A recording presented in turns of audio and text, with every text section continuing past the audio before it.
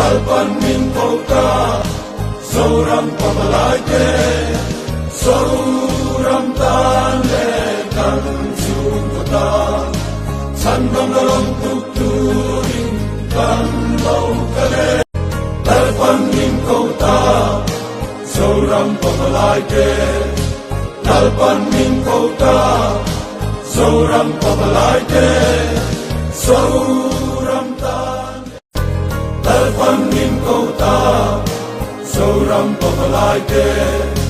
lalpan min kota soram pamalaite soram tan le kan sung kota san bangalong lalpan min kota soram pamalaite lalpan min kota soram pamalaite soram tan le kan sung kota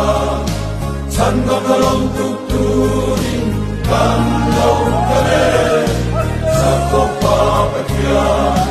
kan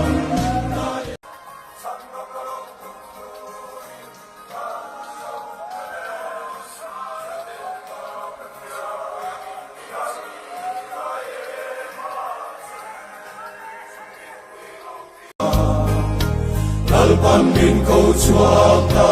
soram pamalaite o amakin amaro puile lalpan min ko ta soram pamalaite lalpan min ko ta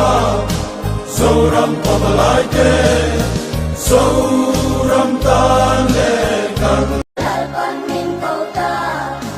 soram pamalaite soram tan le kan sung kota san bangalong tuturing kan lau kale lalpan min kota soram pamalaite lalpan min kota soram pamalaite soram tan le kan